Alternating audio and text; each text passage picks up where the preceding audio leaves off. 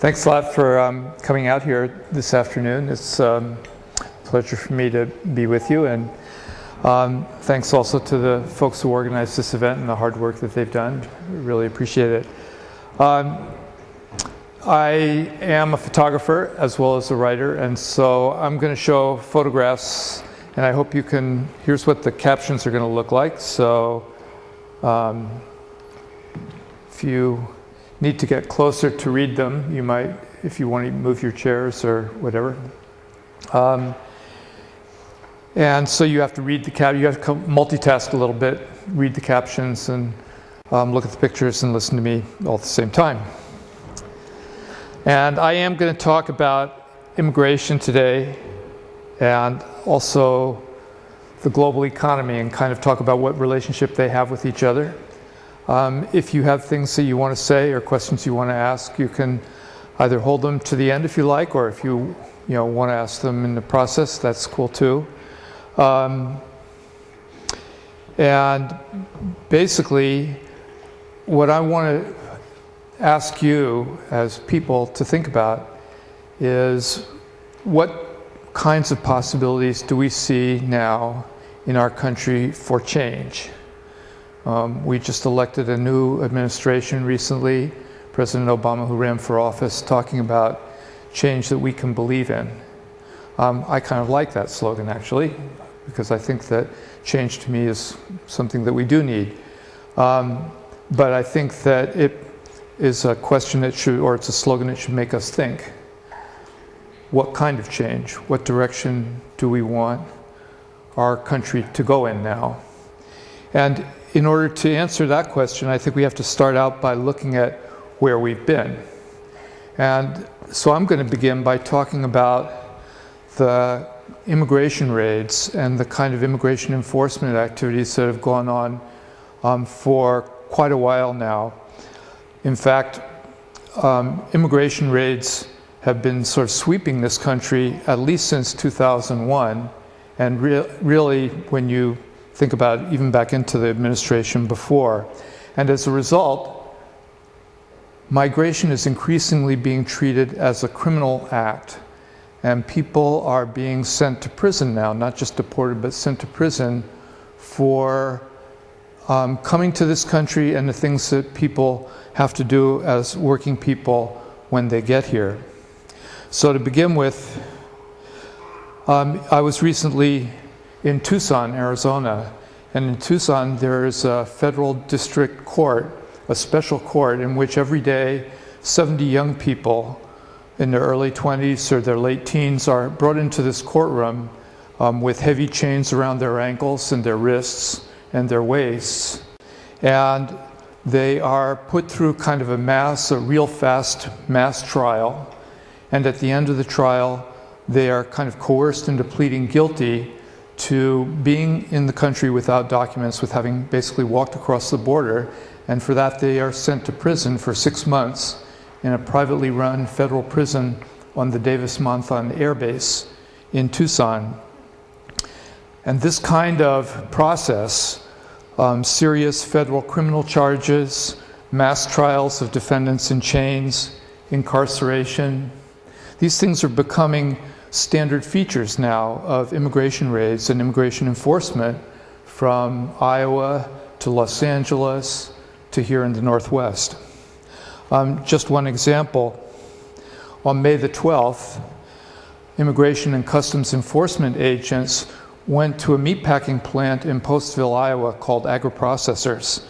And at the Agri-Processors plant, they arrested and detained 388 young people from Guatemala, and they took them to a town about 2 hours away, Waterloo, Iowa, and there was a special courtroom that was sort of created for them on the grounds of what was called the National Cattle Congress. It's sort of like a cattle showroom for ranchers where cattle are auctioned off. And in this special courtroom, they also were forced to plead guilty to the charge of misusing a social security number. Now, the prosecutor in this case and the judge, the federal judge, had agreed 5 months before on not just the charges that people would be charged with, but the plea bargain that they would be forced into 5 months before the raid ever took place. In other words, 5 months before they even knew the names of any of the defendants, they had already figured out how their cases would be disposed. So these young people went to federal prison for 5 months, and then they were deported immediately afterwards. Women like Maria Rosala here were released supposedly for humanitarian reasons to care for their children, but they had a electronic monitoring device strapped around their ankle, as you can see hers there. She couldn't work. She and the other women who were released couldn't work, so they had no money to buy food, to pay their rent. If it hadn't been for the Catholic Church in Postville, these women would have gone hungry and homeless while they were waiting for their deportation cases to go through the legal process. Another raid on August 25th. ICE agents went out to a plant belonging to Howard Industries in Laurel, Mississippi, and there they picked up 481 workers, and they sent them off again to another privately run federal prison in Jena, Louisiana, and just dumped them there. The people were in this prison for weeks without even being charged with any crime. They didn't know where they were. Their families didn't know where they were. The food was so bad they went on a hunger strike. People were sleeping on concrete floors. And here also 106 women were released supposedly for humanitarian reasons to care for their children. But they told me that it was so difficult that for them that they actually began to look at deportation as sort of something that they were almost hoping for, that would sort of end this period in which they were, they felt ostracized by the people around them. What's happening here is that we are criminalizing work. In 2004, there were 850 people who were charged with federal crimes and went to prison for, because of working without immigration documents. In 2007, there were 4,920 people who were charged with this. Last year, by December, there were over 7,000 people who had been charged with federal crimes for working, and I think the number must have been higher by the end of the year. Now, these are people who are being charged again with having given a bad social security number to their employer to get a job. That's the crime. So let's talk about this one for a second. There are 12 million people here in the United States who don't have any immigration documents. And people are here almost entirely to work. To get a job in the United States, you have to give a social security number to your employer. Nobody will hire you without one. So what do people do? They make up numbers, or they borrow them from somebody else, or they buy them from somebody, and they give the number to the employer. And the employer then begins deducting money from their paycheck and sending it into the Social Security Administration in those numbers. And the Social Security Administration looks at the number, and they, in most cases, can tell that this is not a good number, and so they put that money into a special fund, which is called the suspense file. And last year, the suspense file had $56 billion in it. And this is money that's being sent in for workers who will never be able to collect any benefits based on those contributions. So what happens to the money in the suspense file? It's really used basically to subsidize the payments that the system is making. So anybody who collects a pension, a Social Security pension, or disability payments from the Social Security Administration is collecting a piece of that money that's being sent in out of those workers' paychecks. And this is now being treated as a federal crime by the federal government. These are all means of enforcing part of federal law, part of the Immigration Reform and Control Act from 1986, called employer sanctions. And employer sanctions says that it is illegal for an employer to hire somebody who doesn't have any immigration papers. What the law actually means, and its real effect in real life, is that if you don't have any immigration papers, it is illegal for you to work. It's a federal crime for you to hold a job. And remember, we're talking about 12 million people here. Now states have begun passing laws like this. In the state of Mississippi, if you are undocumented and you have a job, you can be sent to state prison for 5 years and pay a $10,000 fine for the crime of working. And now we have a county, the first county in the United States, right here in Oregon, Columbia County, which has passed a county employer sanctions ordinance. I think that all of these ordinances are essentially very serious violations of human rights. These workers are not stealing anything. People are working for a living and trying to support their families. And as working people, we all need to work.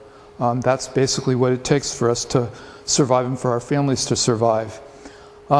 These trials also and these legal processes that these workers are going through, I think are also undermining our legal system as well, though. When you have mass trials of people in chains in a language that they don't understand being sentenced to prison for the crime of working, this undermines our legal system. This undermines the legal protections that we all think of ourselves as, people here in this country that we are entitled to. And yet, when you say that somebody is illegal, all of a sudden, it makes it politically acceptable to treat people in a different kind of a way. This is almost like having a little Guantanamo, only it's not in Cuba, it's right here in the United States. In fact, there's one of those detention centers not too far away from here in Tacoma.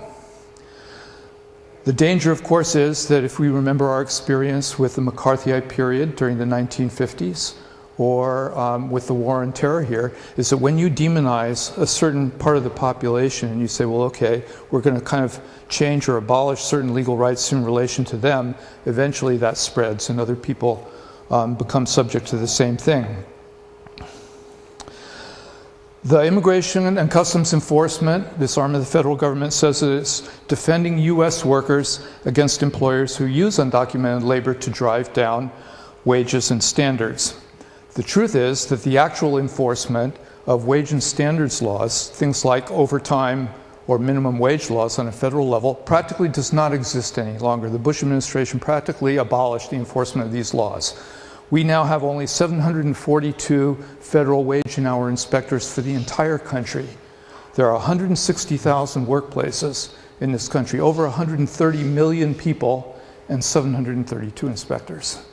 One of the big problems that Hilda Solis is going to have if she gets confirmed as the labor secretary in this new administration, if she wants to start enforcing the law, and hopefully she does, is that she will have to find the money from the Obama administration to radically increase the number of inspectors, because basically right now we are not enforcing the law. But to give you an example of kind of the absurdity of this argument, there was a young man in the agri-processors plant, a young Guatemalan man, who was beaten over the head with a meat hook by a supervisor on the production line. And he was too scared, because he didn't have any legal papers, to make a complaint about it. Then the immigration raid took place, and he was picked up, sent to prison for 5 months, and deported. The supervisor who beat him is still working there on the production line. So much for immigration raids helping to improve the quality of life for workers. But in the process also, these kinds of raids have been used to punish workers when they actually do try and improve conditions. We have a long history now for the last 20 years of these employer sanctions laws and this kind of enforcement used against workers, for instance, when they try to organize unions. We just had a long, very bitter organizing drive at the Smithfield Packing Company in Tar Heel, North Carolina, in which there were 2 immigration raids that were used to basically pick up leaders of the Mexican part of the workforce in that plant and deport them, and then terrorize the rest of the workers so that essentially they would stop organizing the union. Or where I live, in the San Francisco Bay Area, there's a little town called Emeryville that passed a living wage ordinance. And when the workers at a hotel in Emeryville, the Woodfin Suites, went to the management of the company and asked them to begin paying them according to the living wage ordinance, the company pulled out of its hat what's called a no-match letter and said, we don't think that your social security numbers, this is after people have been working there for some years, we don't think your social security number is any good. If you don't give us a good social security number, we're going to conclude that you don't have any legal papers and fire you. And in fact, those workers who asked the company to abide by that law, the living wage law, were in fact fired. We are now creating a huge bureaucracy for the enforcement of these kinds of immigration laws. The Immigration and Customs Enforcement has 15,000 agents now, which makes ICE the second largest investigative arm of the federal government after the FBI. That courtroom in Tucson costs $11 million a month to run. Even if the Obama administration wants to sort of pull back on this enforcement effort, it's going to be very difficult to do it because we've created this kind of economic constituency and economic momentum behind enforcement that's going to be very difficult to slow down. But what's driving this actually is something a lot deeper. And here, I'll quote Mr. Chertoff, the past Secretary of Homeland Security, because he said repeatedly what the motivation for this is. And he said in a speech in Los Angeles, for instance, last year, he said, "We tried very hard to get a guest worker program, which I continue to believe is not only necessary for the economy, but is actually a way of enabling enforcement." I mean, he said, "There's obviously a straightforward solution to the problem of illegal work, which is you open the front door and you close the back door." Now, what does he mean? What are these doors? Opening the front door means allowing corporations and contractors to go to other countries and recruit workers to come to the United States on a visa that says you have to work in order to stay. In other words, if you lose your job, you have to leave the country. And these workers never become citizens, they never require political rights, they never are able to vote or kind of upset the political balance of power, the political apple cart in any of the places where they're living. All they do is they contribute their labor to the employers who employ them, and then when their labor isn't needed any longer, they go home. So this is opening the front door. This is kind of what the administration wants, or what it's proposing. Closing the back door means that if you can only come here if you're recruited, you can only come here as part of these programs. If you try to walk across the border, we're not just going to deport you, we're going to send you to prison. If you try and work in a bad social security number outside of that system, we are going to send you to prison for that as well too. Now the reality is that people are going to come to the United States through the front door or the back door or through whatever door. There are 200 million people in the world today who are living outside the countries where they were born. We think of this just as people coming from Mexico or the Philippines to the United States. But in reality, people are going from Turkey to Germany, people are going from North Africa to France, or they're going from the West Indies to Great Britain, or they're going from the Philippines to Japan. People are moving from poor countries to rich countries, or developing countries to developed countries, all over the world. And what's pushing this are economic changes like the North American Free Trade Agreement, for instance, which are uprooting and displacing Mexicans, for instance, in parts of Mexico where people are speaking languages that were centuries old when Columbus got here. Now, negotiating free trade agreements like NAFTA have been presented to us, working people in this country and also in Mexico, as a means of slowing down migration or stopping migration, saying, well, it's going to lift the standard of living in Mexico, people won't have to come to the United States any longer. So we need to look at what actually happened. Did NAFTA really do this, or was its effect something else? Well, to begin with, NAFTA forced corn that was grown by Mexican farmers without subsidies to compete in Mexico's own market with corn from huge U.S. producers like Archer Daniels Midland, or like Cargill, or like Continental Grain Company, that are subsidized by our farm bill. Now, we just passed another farm bill last summer, if you remember.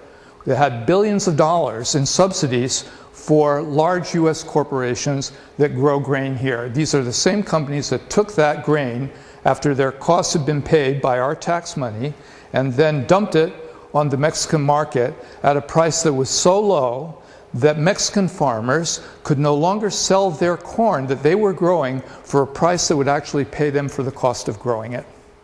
So it became impossible for them to farm and for them to sell the products of, and Mexico is a farming country, and especially states like Oaxaca, or states where corn farming has been the way of life of people for generations and generations. What does that mean for families and for communities when they can no longer survive farming and growing corn.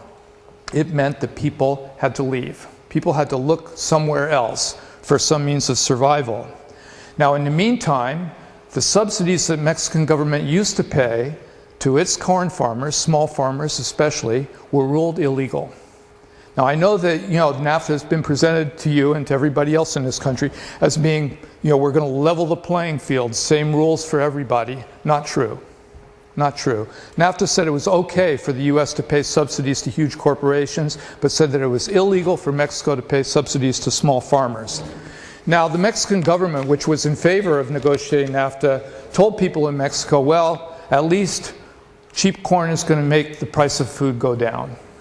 So tortillas, which are made from corn, what happened to the price of tortillas in the years since NAFTA was in effect, from 1994 to now? Anybody gone to Mexico? Check that out. The price of tortillas has tripled since 1994. And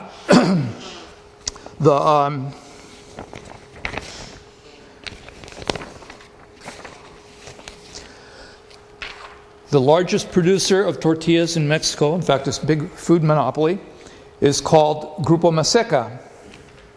And guess who sits on the board of directors of Grupo Maseca? Archer Daniels Midland. So, and who's the largest retailer? Food and everything else. Who's the largest retailer in Mexico today? Yeah, same as here. Now, in 2006, year before last, this kind of spreading poverty and displacement and the lack of any kind of program to raise living standards and produce an economic future for people in the Mexican state of Oaxaca, in the southern part of Mexico, first ignited a strike by teachers there, and then that strike just sort of mushroomed, and doctors and nurses and eventually pretty much the entire population of the state of Oaxaca was participating in these strikes and protests. And then the government of Oaxaca, this very unpopular government that people were protesting against, and the Mexican national government put down those demonstrations, basically using armed force. Now, a friend of mine, Leoncio Vázquez, who belongs to an organization called the Frente Indígena de Organizaciones Binacionales, which is the Binational Front of Indigenous Organizations, which is a kind of an umbrella organization for indigenous people from Mexico, both in Oaxaca and here in the United States. It's kind of a cross-border organization. And Leoncio says, the lack of human rights itself is a factor that contributes to migration from Oaxaca because it closes off our ability to call for any change.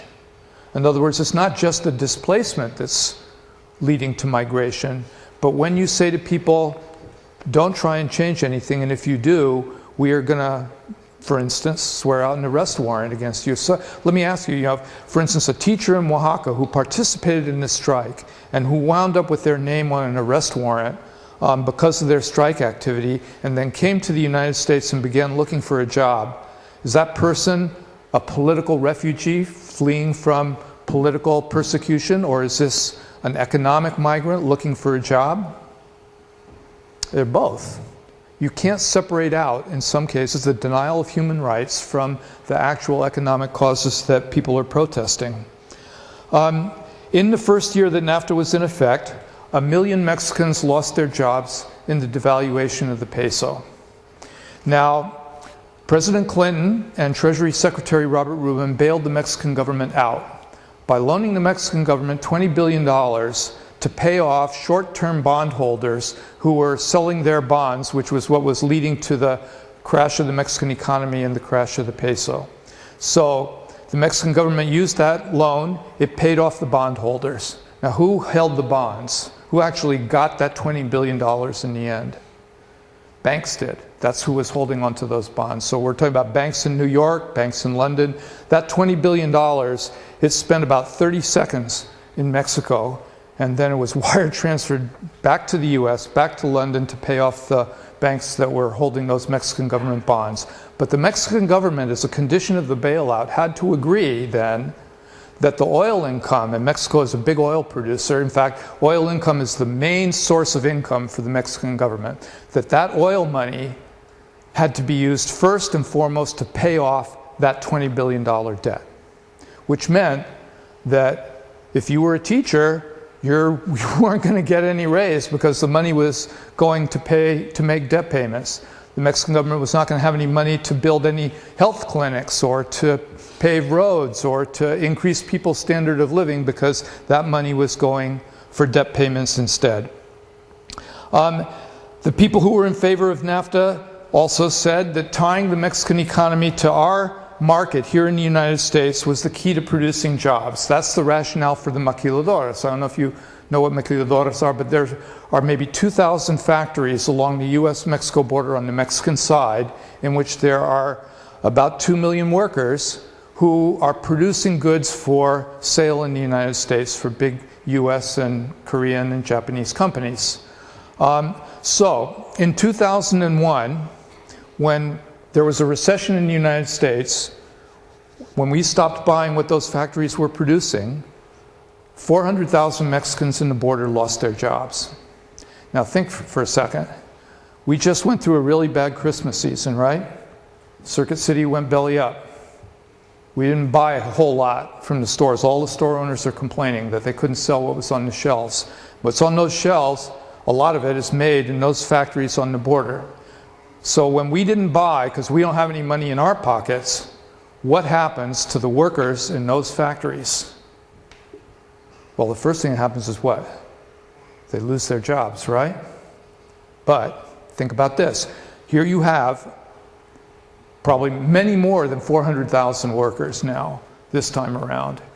And people have no job, no income, their families need food, they need to pay the rent just like everybody else does.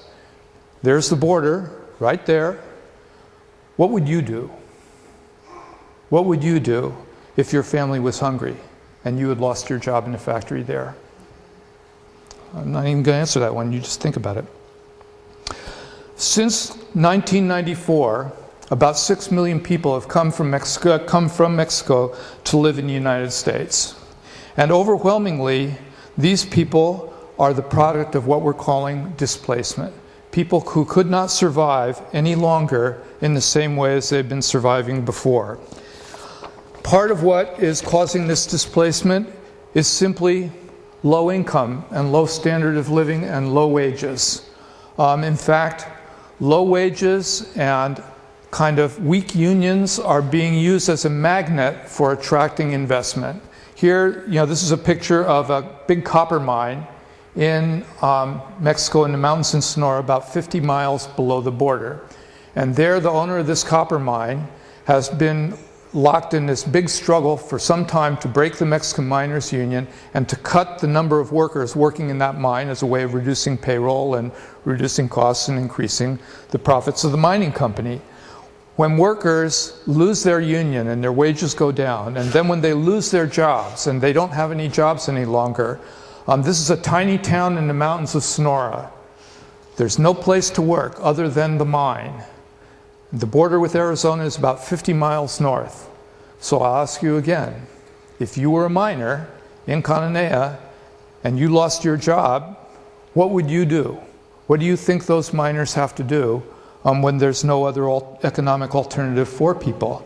So really, the same things that are being used to kind of lure investment and create a favorable investment climate for corporations and to help them make profits, things like weak unions, low wages, reducing the number of workers, and so on. These are also the same things that are displacing people and making it difficult for people to survive. In fact, displacement is really the most important product of these kinds of economic policies wherever they're being implemented. Now, this photograph here is a photograph of a woman in Colombia whose family lived in a valley in the mountains in Colombia, and the Colombian government made a deal with a Spanish company called Unión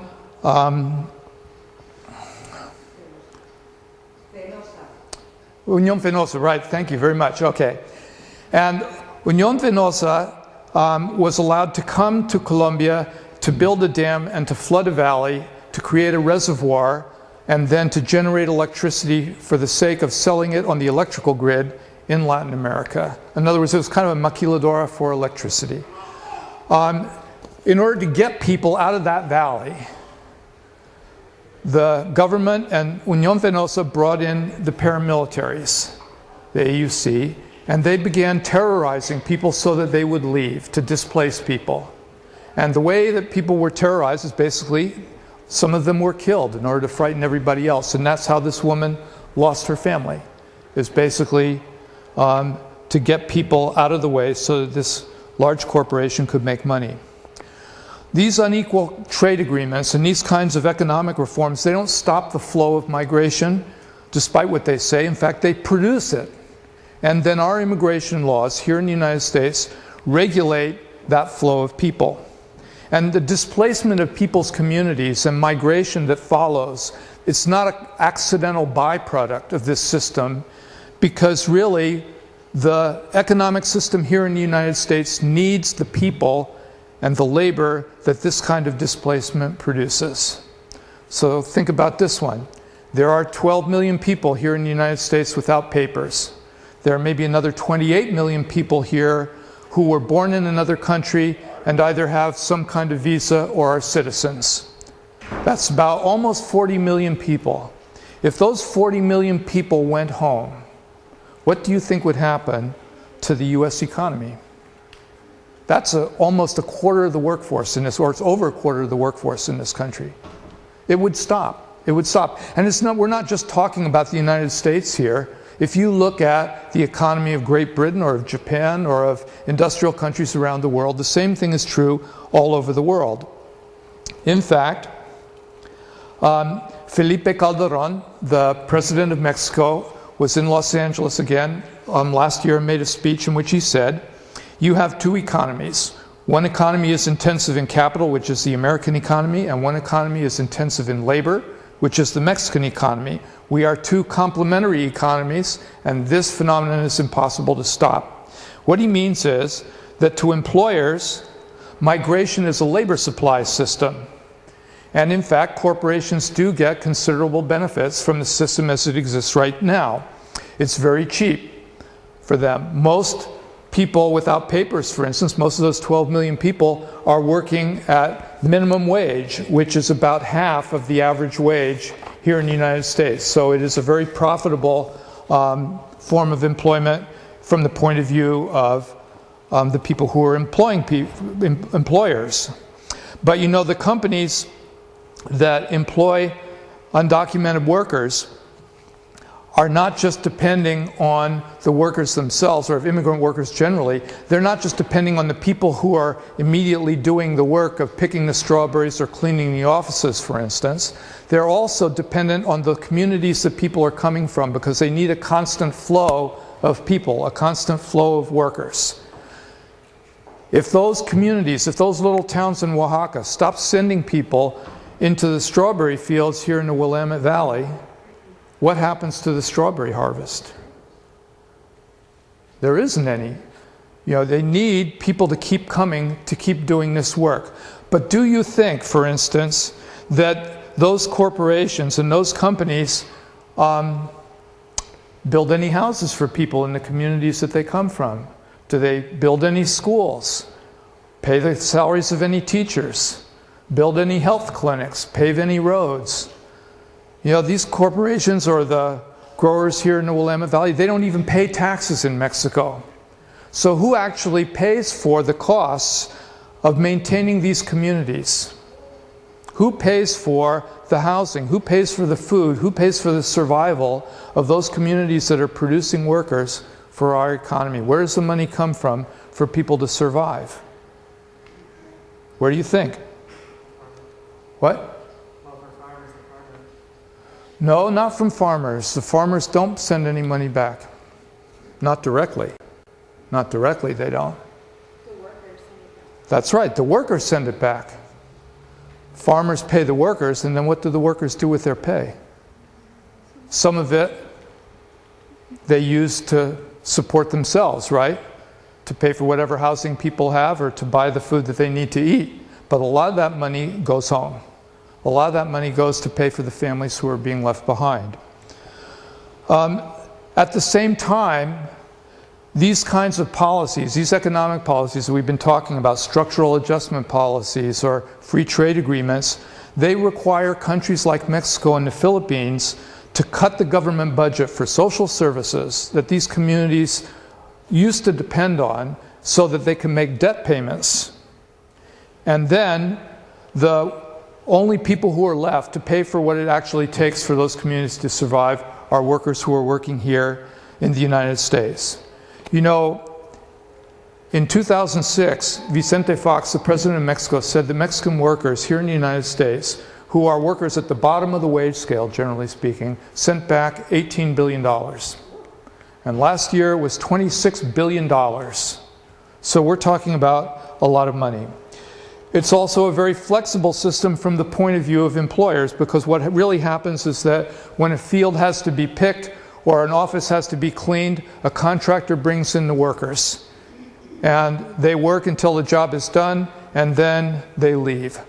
So the employer is really only responsible for people's welfare for that brief period of time when the work is actually being done. This is a system that's called contingent labor or contract labor. And from an employer's point of view, it's very inexpensive because they only have to pay for a very brief period of time, and also because the workers involved there don't get most benefits that other workers get. No health care, no social services. Well, that's also something that affects other workers too, because when you have, and what we have in this country in general now, is an economy in which that part of the workforce is expanding very, very, very quickly. Contingent workers with no benefits. And, you know, the fact that we have a big section of the workforce that has those working conditions, it basically helps that system to spread, which affects everybody. So there is a corporate agenda on migration, and it's intended to maximize these kinds of advantages. So what it consists of are three different elements. First, there is the guest worker programs, which we already described. In other words, this is Chertoff's open door, or opening the door. Programs in which employers can contract with workers, bring them to the United States under a visa in which you have to work or you have to leave, and also in which you don't have political rights. You don't have the rights of the other people around you. We're not just talking about Mexicans. We're not just talking about farm workers. Our healthcare system is dependent right now, for instance, on people who come from the Philippines.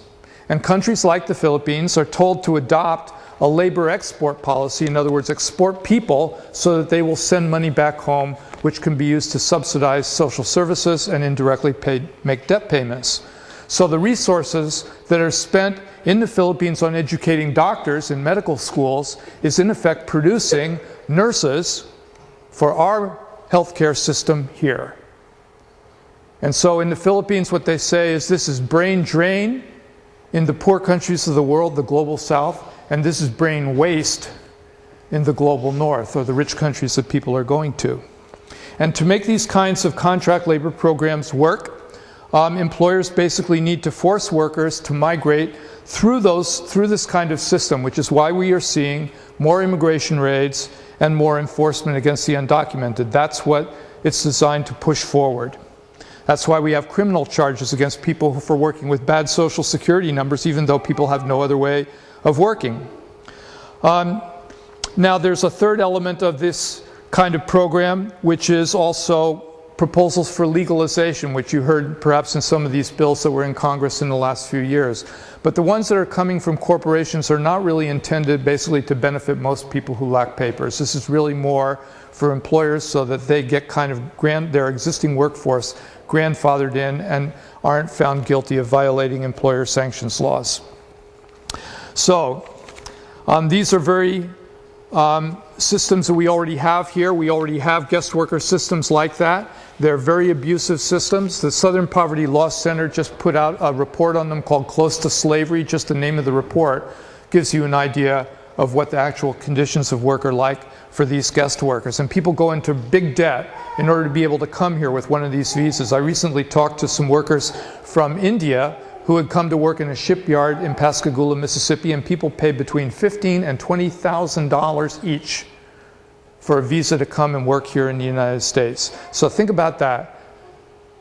How do you come up with that much money in India? It means your whole family, all your friends, they mortgage everything they've got to give you the money to come to the United States so that you can begin to send money home. You don't think that you would be scared to lose your job if you were in that kind of vulnerable position? You know, it's kind of a debt slavery. That's why they called the report Close to Slavery. You know, our immigration policy in the United States doesn't stop people from coming here, and it's not intended to. What this is really all about is determining what the status is of people once people get here. And the rule of our immigration system has very, very often been, from its very inception, that people should come when they're wanted, they should disappear when they're not, and they should work for cheap. And this is why Chinese people, for instance, were brought to work on the railroads in the 1850s, and then why we had the Chinese Exclusion Act passed in 1882, which essentially made most Chinese people, in effect, illegal. Their status illegal here in the United States, and stopped migration from China. Or this is why Japanese people were brought to the United States originally and started the fruit and vegetable farming industry here in the Northwest and in California in the Southwest. And at the same time, Congress passed a law called the Alien Land Act, which said that Japanese people could not own land or become farmers themselves. They could only work on the farms of others. And this is why Filipinos were brought here and moved from camp to camp and town to town, forbidden from marrying by anti-miscegenation laws, so that people could not form families and settle down. They would just have to work. This is why Mexicans were deported from the US by tens of thousands in the 1930s in the Depression, and then 10 years later in 1942, the very same people were brought back here as contract laborers, as braceros, in the beginning of the bracero program. Well, when we have an immigration policy that is based on this kind of system, what we really get are two different things. One is we have a system in which displacement of people becomes an unspoken tool of this policy, because this is what produces workers. It's not politically popular or even possible for politicians to tell the truth about this here in this country, but it is true. Displacement of people is part of what these agreements are intended to do. But the other part of it is inequality. Inequality is the official policy of this system. Every immigration bill that we've had discussed in Congress for years has had an assumption to it that is so basic that nobody even talks about it. And that is simply that immigrants are not going to be the equals in terms of their rights, in terms of the benefits that are available to them, as the rest of the people in the community around them. And we just assume that this is automatically kind of the case. And the roots of this kind of inequality basically come from slavery. It was slavery that established this in the United States. It established the idea that people in this country would be divided into those people with rights and those people with no rights. Today, when you call somebody an illegal, you're not referring to an illegal act, really. It's the status of the person that's illegal that justifies somebody's exclusion from normal rights and normal social benefits. So it's no wonder, really, that many, many native-born people here in the U.S., many settled immigrant communities, look at this kind of system as a threat, because it fosters competition between workers for jobs, and that part of the workforce that has the lowest wages and the worst conditions is the part of the workforce that expands the fastest. But it is possible for people to cross those lines of race and nationality and find ways of actually pushing back in the other direction. You know, in the Howard Industries raid in Laurel, Mississippi, those women with the ankle bracelets, they went down to the plant after the raid to try and collect the paychecks from the company for the work that they had done that the company wouldn't pay them for. And they sat on the grass outside the gate into that plant. And when shift change came and the African-American workers in that plant came out of the gate, they crossed the street, they hugged and embraced those women. They said, hey, are you hungry at home? Do you need food? What can we do to help you? We're going to support you getting your paychecks. What do you need from us? Today, immigrant workers are the backbone of many union organizing drives, from that Smithfield packing plant in North Carolina, where it was the unity between African-American workers and immigrants that finally led to a union election victory this last December after 16 years. From janitors in Houston to laundry workers for the Cintas Laundry Corporation to the organizing campaigns of Picun here in the Woodburn and in the Willamette Valley. And the unions that are growing in this country are mostly those unions that understand the willingness of immigrants to stand up and to fight for something better. Now, the problem with immigration then, or migration in this global economy, is that it's forced migration. I don't want to stop people from being able to move. In fact, I believe that we all have the right to move. We all have the right to migrate. We all have the right to travel. The right to travel is a human right. But it should be a voluntary choice that we're able to make. It shouldn't be something that's forced on people by hunger and by desperation. In Oaxaca, for instance, people talk about el derecho de no migrar, which means the right to not migrate. And the right to not migrate means that there have to be some real alternatives in the towns that people are coming from that give people an opportunity for jobs and security and decent living standards.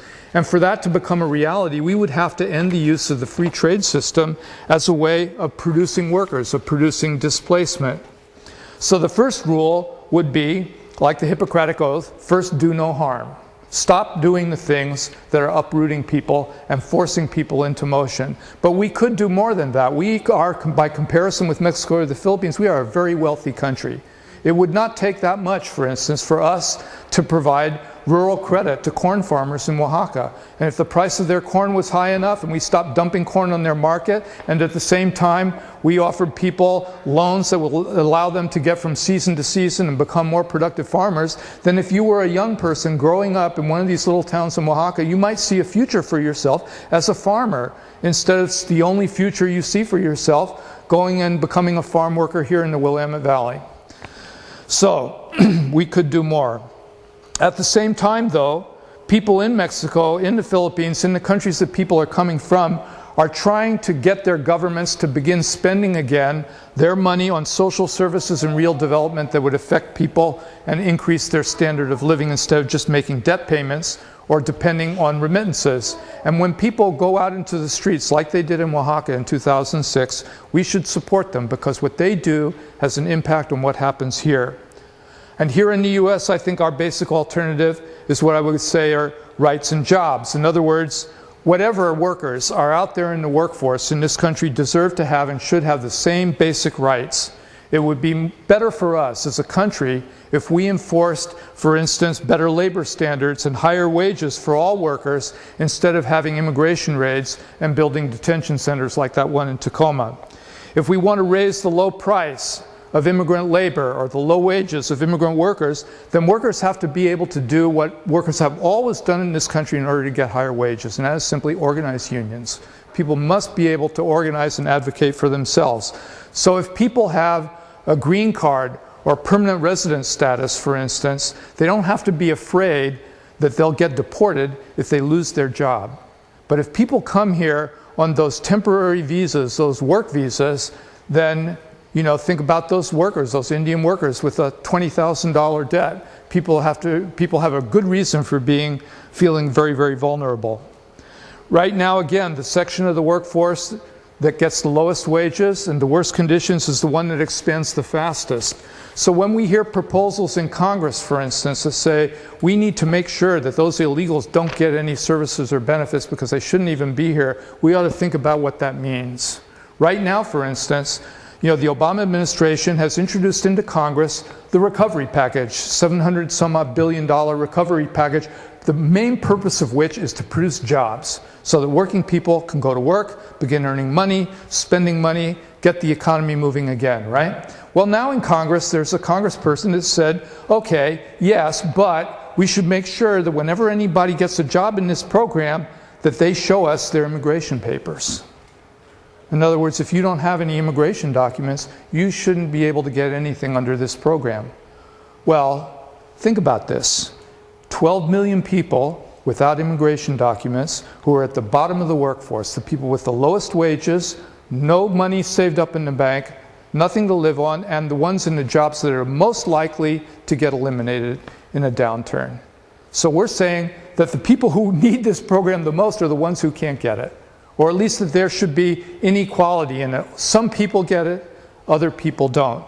That's something that would not just hurt those people who were denied themselves. What it really would do is it would mean that this economic recovery would take a lot longer, be a lot slower, a lot more difficult, because there would be this big group of people who were basically close to, unemployed, no money, going hungry, unable to pay their rent, unable to access any kind of services that would help them. You don't think that that would affect other people in the community around them? Of course it would. So we need to push back in the other direction. And what could Congress and Obama do? Well, for instance, they could give green cards, visas, to the people that don't have them. That's a simple one. 12 million people without immigration papers? Fine, give people immigration papers then. Why not?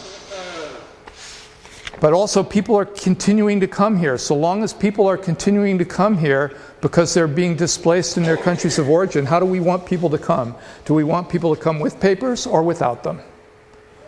If you want people to come with papers, then you have to make papers available to people. And right now we have in our country, the main process for that is called family reunification. People are able to petition for their family members who are living outside the U.S. This law is actually a product of the civil rights movement. The people who fought for it were people like Cesar Chavez and Dolores Huerta and Bert Corona.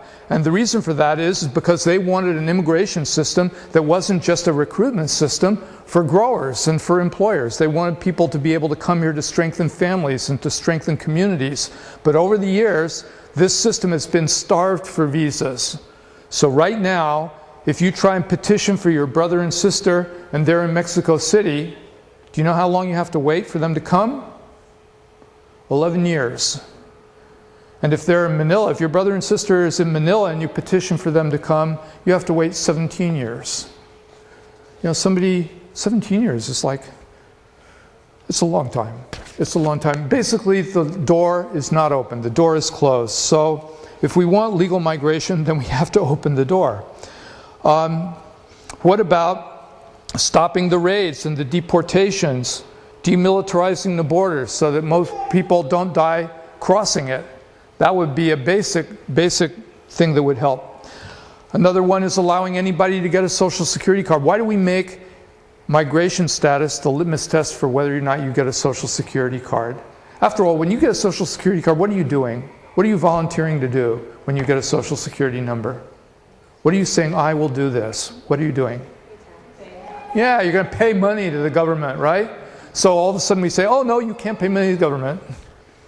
You can't pay for the pension costs of people who are retiring or disability payments for people who are disabled and need it. That's a crazy criteria, you know? It makes no sense really to do that at all. We need jobs programs that guarantee income for people and remove the fear of job competition. You know, if we spent the money that we're spending on the war in Iraq and the war in Afghanistan, if we spent that and rebuilt New Orleans, or we paid for people's mortgages who are getting foreclosure notices, or we rebuilt the infrastructure of this country, we would produce tens or even hundreds of thousands of jobs, and the quality of living in this country would go up. So we need to spend money on those kinds of things that are going to produce security for people instead of people being fearful for their jobs and fearful that they're going to be able to survive. And if we make people feel more secure, I don't think that the ability of people to move around the world is going to be nearly so threatening. It's people's fear of that competition. It's people's fear of that displacement that is, I think, the root of a lot of people's anti-immigrant feelings here. Now, if you say, well, it's not possible to do any of this, you know, how are we ever going to get any of this? I guess the best answer I have is to say, you know, if this were 1955 and you were a farm worker here in the Willamette Valley and you were a bracero, things would have looked pretty hopeless. You know, wages were really, really low. You know, this is in the middle of the Red Scare. This was a very bad time especially for people at the bottom, especially for immigrants and farm workers. And yet, within 10 years, the bracero program had been abolished. We had a new immigration law based on family reunification. The civil rights movement was in full swing in this country. You know, the Farm Workers Union had just started in Delano, had just gone out on strike for the first time. The grape strike had just begun. So I think that we can have an immigration system that is based on human rights. And we can stop deportations. And we can have a system of security for working families regardless of which side of the border people are living on. So as Dolores and Cesar would have said, sí se puede. Sí se puede. Thanks. You've been listening to independent journalist, photographer, and author David Bacon talking about his latest book, Illegal People, How Globalization Creates Migration and Criminalizes Immigrants. In a moment, we'll return to the question and answer segment from the presentation. David Bacon spoke on the University of Portland campus in Portland, Oregon on January 30th, 2009. He is also author of Communities Without Borders, Images and Voices from the World of Migration, and The Children of NAFTA, Labor Wars on the U.S.-Mexico Border. To find out more about David Bacon and his work, please visit his website at dbacon.igc.org. David Bacon's presentation was sponsored by the Moreau Center, Programas Latinoamericanos, and by the Portland Central America Solidarity Committee. And now we return to the question and answer session from the program. The first member of the audience asked the author to explain how the green card system works. How much does it cost? And how long does it take to get a green card? Well, the only way really these days of getting a green card, these days is through the family preference system. In other words, if you go down to a consulate, if you're living in Mexico, say, and you go to a consulate and you just say, I want to come to the United States, give me a green card, a residence visa, there really is no way to get one. So if you have family members in the United States that can petition you, under certain circumstances you can get one, but the wait is very, very, very long. You know, they talk about, the right wing in this country talk about this thing they call chain migration, right? The idea is that somehow people are coming to the United States to have children, and that because their children are born here and are citizens, they can then petition for their parents to come here, and even though their parents came here without any documents, they can get green cards and become citizens. The reality of it is that if you have a child and your child petitions for you to get green card status, first of all, you have to leave the United States to do it. You can only do this outside the U.S. And you have to wait. So you have to wait a period of years in order to do that. And if you come to the United States even once during that time, then your whole petition is disqualified. So basically, for most people, we're talking about working people who have jobs and who have to support their family. The whole reason why people are here is to be able to send money home. So people don't have, 6 or 7 or 8 years to go back to Mexico and simply wait there to wait out a petition. It's not a possible way for people to come here regardless of what they say. It's a difficult process to get a green card here. And as far as money goes, the fees for green card applications have really gone up. I don't remember exactly how much they are these days, but it's in the thousands of dollars basically by the time you get to the end of the process. So it's expensive as well too. And what we could do that would really make the system function more easily is simply make more visas available under this family preference system, reduce the fees, and also I think make it possible for somebody to go to that consulate in Mexico and say, I want to come to the US to work, and make it possible for somebody to actually get a green card within a relatively short period of time. Because remember, that person is more than likely going to come anyway. So the question isn't really come or not to come. The question is, what status do we want people to have when they're here? Do we want people to have a relatively equal status with rights, or do we want to have a section of the population that has no rights and another section that does?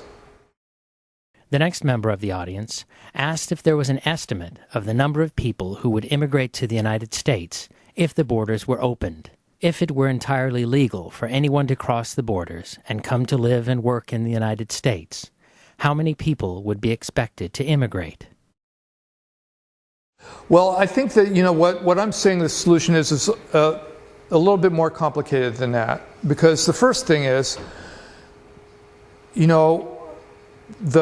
basically sort of like the implication in the question that you're asking is that because there's such a big difference in the standard of living, say between the US and Mexico, that if we were to make it easier for people to come here, that there would be lots and lots of people who would prefer to come here and work because the standard of living is higher than it is in Mexico, right? So, but not just Mexico. Okay, not just Mexico, but all over the world, right? It's not just our question about the U.S. and Mexico. This is about rich countries and poor countries everywhere. So the real answer to this is that we have to begin to eliminate this huge gulf in the standard of living between rich countries and poor countries. And part of where it comes from is from rich countries. There are things that rich countries do that make poor people poorer. You know, the standard of living, the difference in the standard of living between the US and Mexico in the 1950s was about 3 to 1. 3 to 1, 4 to 1. In other words, people were making here 4 times as much as somebody working in Mexico. That sounds like a lot, but today the difference is about 15 to 1.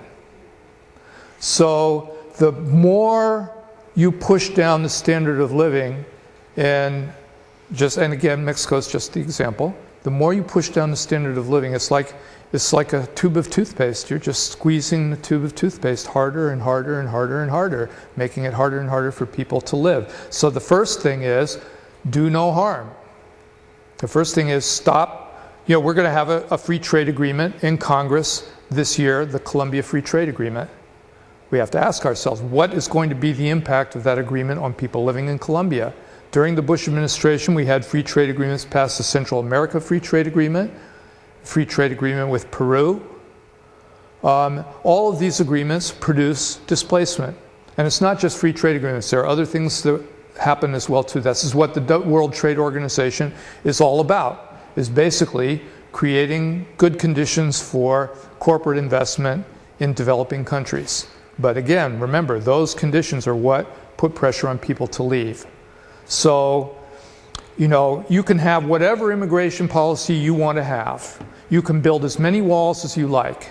But once you start squeezing that tube of toothpaste, you are going to have people moving. So the first thing is to stop doing the harm and try and figure out what you can do that will sort of begin to shift that balance. You know, help the standard of living go up all over the world. But, you know, that is a slow process. So in the meantime, we have to ask ourselves, okay, what kind of country do we want to live in here?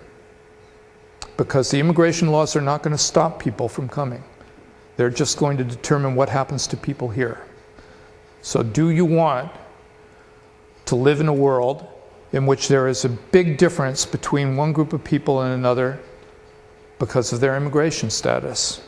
And this is an old question in this country. This is not just about immigration, because this is about equality. This is about equality and inequality. You know, when this country was founded, we had a slave system in the South that was basically to produce labor for plantations in which people were kidnapped and brought from Africa, in which not only did some people have rights and other people had none, but some people were even the property of others. We had to fight a civil war to stop that one. So we have done, as a people, many things in the course of our history to remove inequality, to make this a more equal country. That's why women have the right to vote. It was the product of struggle. It wasn't something that was given or was automatic. People had to fight for that. We had to fight for the right to organize unions to begin to equal the balance of power between workers and employers. We had a civil rights movement that was about what the social status was, and to end de facto segregation and, you know, end segregated schools. So this is another problem, I would call it, this is another problem about equality. Do we believe in equality or not? Is this the direction that we want our world to go in or not? Because we have to recognize that the main impact of the immigration system we have now is to create inequality. It doesn't stop migration, and again, it's not intended to. It is about what the status is of people when they're here. So you have to ask yourself, what status do you want people to have? So these are hard answers. You know, it's easy to say, oh, build the wall, they won't come. But, you know, bullshit. It just it doesn't work, and it's not intended to work, really. It's really about equality and inequality. So I think that's the big question. Mm-hmm. The next member of the audience referred back to the author's comment that in times of economic crisis, immigrants are typically forced to leave. We're now facing what has been called the worst financial crisis since the Great Depression of the 1920s. How do you think it will affect immigration policy here in the United States? How do you think the Obama administration will address immigration issues? Well, I think that there are better possibilities with the Obama administration than there have been for the last 8 years, and there would have been if McCain had gotten elected. But there are competing pressures. There always are competing pressures. You know, in a situation of economic crisis, first of all, people get very, very scared about their jobs. And so people in general are open to these arguments that say, hey, you know, the danger to your job is not the company that's about to lay you off, it's that some other worker is going to take it. And so that's the danger. That's what those deportations in the 1930s were all about. In a way, it was a very kind of cynical and hypocritical effort by our government to say to the unemployed people of the 1930s, oh, you don't have to go out in the street and organize unions or try and change our society here. We'll just deport those people who are going to steal your jobs. And what it led to was, you know, well, we remember what, or we know what it led to, you know, even citizens, anybody even who looked Mexican was deported regardless of where you were born. So it could happen again. Yes, of course it could. You know, that's part of the history of this country. It's, you know, no point in running away from that or lying about it. But it doesn't have to be that way. And what I'm trying to say is that there are other possibilities here. That, for instance, if we decide that we all need work in order to survive, and that work is a human right, and that we also want to live in a society that is in which we all have relatively equal status, then what we have to do is, first of all, we have to organize ourselves to put pressure on the Obama administration for those jobs programs. And to his credit, he says that he wants to do it. You know, there are obviously people in Congress that would rather not spend the money on creating jobs and would rather have it spent on banks. So, you know, there's a fight about that one. But there's also a fight about whether or not this is going to be everybody going up. You know, that's what that whole proposal to put E-Verify on those jobs programs is all about. It's like to say, yes, jobs, but only for some people. So that's something that we have to organize about to be able to say to the Obama administration, we do not agree with that.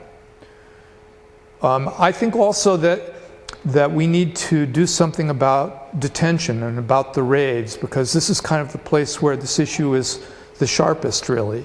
You know, there's that big detention center up there in Tacoma. And I think that most people here in the Northwest and the Columbia River and the Puget Sound area don't even know that that detention center is there. Aren't aware and don't think about the raids that are picking people up off the street and putting them in that detention center. So we need to kind of like make these things better known.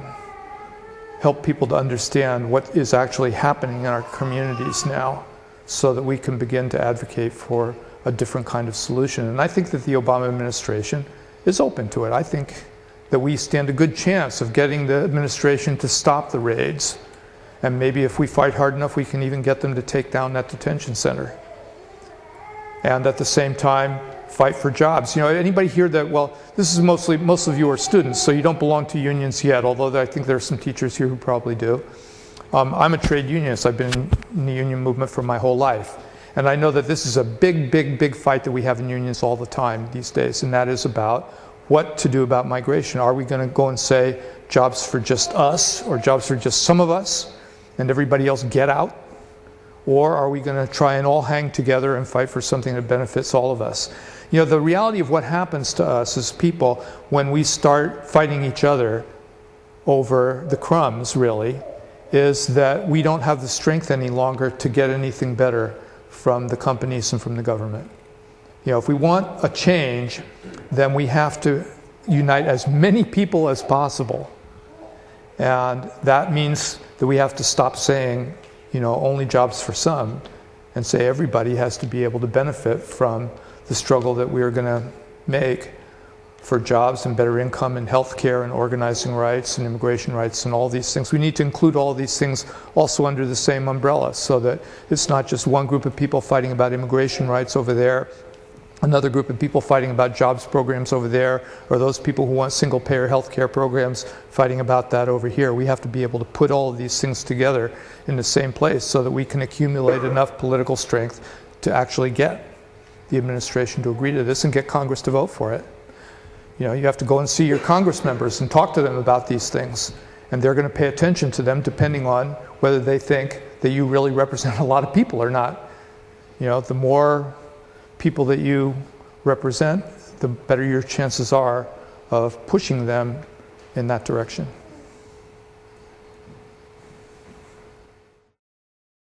The next member of the audience observed that the author had worked within and reported on labor movements for a long time. Do you think the labor movement here in the United States has come to understand the natural alliance between labor rights and immigrant rights? Have you seen any concrete examples of successes where labor rights and immigrant rights advocates have worked together? Well, I think generally speaking, I think that we are making progress there. So just to sort of point to a few signposts, like Pikun. Pikun did not exist 20 years ago. So now there is a union for farm workers in Oregon where there was none. During the 1950s and the 1960s. That's progress. And that's a union that was built by immigrant workers. Some of the unions that are powerful unions here in the Columbia River area, like the International Longshore and Warehouse Union, the Longshoremen's Union, is a union that has a very progressive political point of view and is in favor of immigrants. And even though this is a union that makes its living from trade, because they're the people that load and unload the ships, they will be the first union to tell you that the North American Free Trade Agreement and these other agreements should be scrapped because they are impoverishing people outside the U.S. and also, leading to the loss of jobs here in the United States.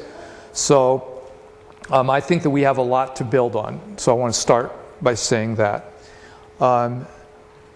When the Immigration Reform and Control Act was passed in 1986 with that employer sanctions prohibition on undocumented workers having jobs, the AFL-CIO supported that bill and supported that law. So that's kind of where we're coming from. We're coming out of the Cold War, and we're coming out of a very conservative time in the history of our labor movement in which unions and the people who ran those unions looked at them as being kind of an exclusive club just for some people. So the rationale, for instance, for supporting employer sanctions was simply to say, well, if they can't get jobs, they will go home. So our jobs, they're here to get them. Let's make them go home. So many, many people fought against that position in unions for a long time. And in 1999, we had a convention of the AFL-CIO in Los Angeles, and we changed course. And the AFL-CIO adopted a position that said that it was in favor of the legalization of people who didn't have papers, that it was for repealing employer sanctions, that it was for the organizing rights of immigrants. So that was very important, but that's also just an official position. There's also this question of what do unions actually do in their day-to-day activity.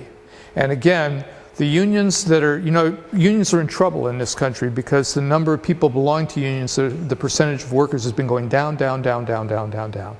And now unions represent less than 10% of the workers in the private sector and about 20% of the workers in the public sector.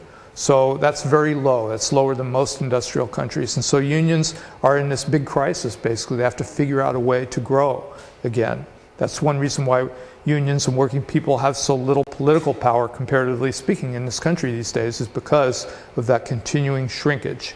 So, who is it that wants to join unions? The people with the worst conditions and the lowest wages are often immigrants. People who have the most desire to join unions, the most reason for wanting to lift those conditions and those wages back up again.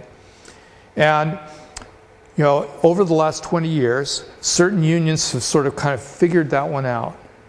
So the union for people who work in meatpacking plants, United Food and Commercial Workers, or the union for people who are janitors, the service employees, or healthcare workers, the service employees, or the people who work in hotels, almost all immigrants in hotels in most areas. That's a union called Unite, H-E-R-E. Those are the unions that are growing.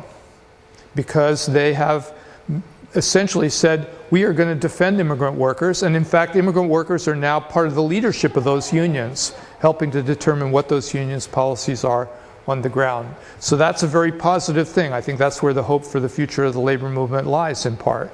But you know, it's like anything else. There's always tension about this. Things can go forward and things can go back. And we're still fighting in the labor movement about whether repealing employer sanctions is a good idea or not. And there are some unions, especially in the building trades, that think, oh, you know, we want to protect our jobs. And the way to protect our jobs is to force employers not to hire people who are undocumented. So it's a struggle, I guess. But generally speaking, I think that this is one of the bright spots. You know, that so long as we can keep unions moving forward and that they are part of these larger social and political movements in favor of people's rights and generally progressive things like national health care and so forth, that we're going to continue to grow in power. And again, I think the Obama administration is the first one. You know, when I heard his inauguration speech, you know, there were parts of it that I have to say I felt really good about. I did. You know, when he said that, you know, we are a nation built by working people. Can you imagine Bush saying that? I mean, even Clinton, not really. You know, so here was a president saying, yes, I'm going to give credit to working people, calling for racial justice and economic justice. I think that those are good things. That's sort of like saying to us, the door is open. If you guys get organized and you begin to really push for positive changes, then come and talk to us. But you know, it's not going to happen just by itself. You know, progressive change in this country is always a product of people's organization and struggle. If you're not willing to fight for it, you're not going to get it. So I think that that's the challenge that we have, is to kind of organize fast enough to be able to take advantage of this political moment. The next member of the audience had 2 questions about ICE raids. He described how in one case, ICE officials had walked past white workers and only grabbed the Latino workers, an action that he believed was a clear form of discrimination and racial profiling. It seems there might be an opportunity to challenge that kind of discrimination in enforcement, although that would be short-sighted, since what we want is an end to the raids entirely, not to make them equal opportunity harassment and detention. He asked the author for his view on that kind of racial profiling. His second question was about an ICE raid that took place in North Portland. The premise of the raid was that ICE was going after 3 people who they suspected of specific criminal activity, and they did grab those suspects. But while they did that, they also rounded up around 150 other people, and it sure looked like they were just lying about the original basis for the raid, as a way to hide the deliberate targeting of Latino workers. Well, you know, first in terms of racial profiling, you know, the courts are starting to hold that it is legitimate for ICE to do that, based on anti-terrorism laws. You know, they're entitled to profile who terrorists might be or who people might be that should be the object of their attention, and that they are entitled to create these profiles and then act on the basis of them. You know, ICE still has this position, the official position is, you know, we question everybody and blah, blah, blah, but the reality is they do profile, and the courts have been increasingly unwilling to basically call this illegal. So again, you know, this is one of those things that we have to push back against.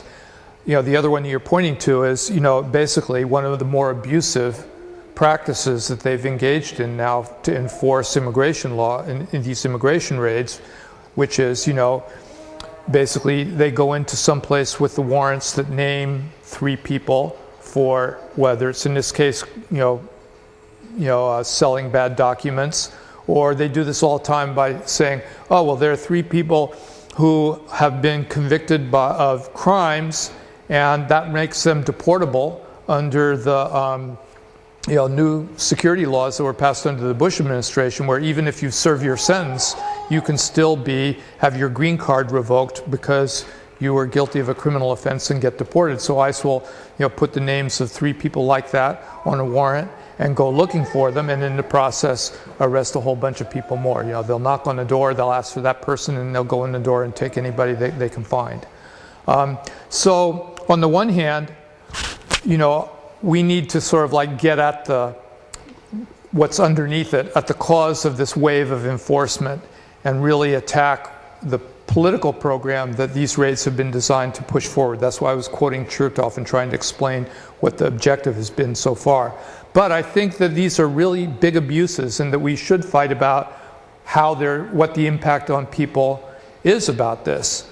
You know, again, you know, that detention center in Tacoma where people are taken, you know, the abusive nature of the raids, you know, we need to publicize this stuff so that people really understand what it is that's happening in their community, and that can come out and protest about it. And I'm an optimist. I have a lot of faith in people, and I think that when lots of people know about this, that there are people out there who will come out and protest, whether they're immigrants or not immigrants. So I think that we need to do both things, you know, and when we do those kinds of protests, when we protest over the way in which the raids are being carried out, we shouldn't just more or less get backed into a corner where all we're saying is, well, we want you to be more humane in your immigration raids. We don't want humane immigration raids. We want no immigration raids. We want an end to the policy that those raids are intended to move forward.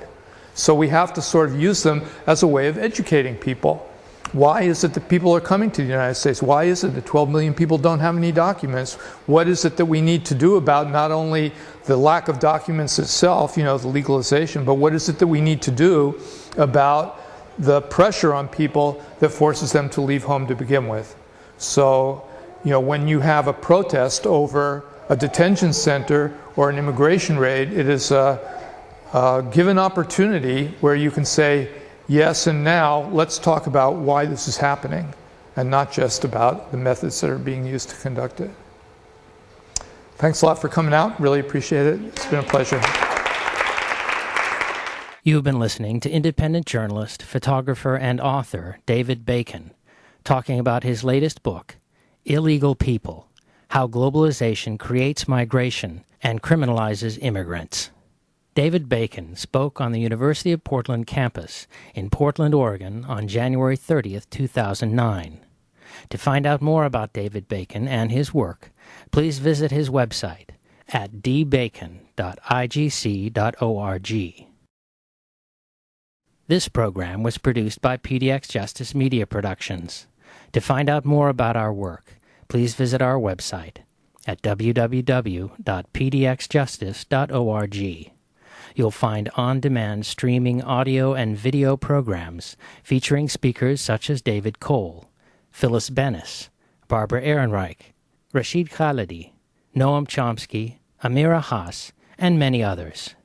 Thanks for tuning in, and thanks for supporting listener-sponsored radio, public access cable television, net neutrality, independent bookstores, and all forms of grassroots, democratic community media.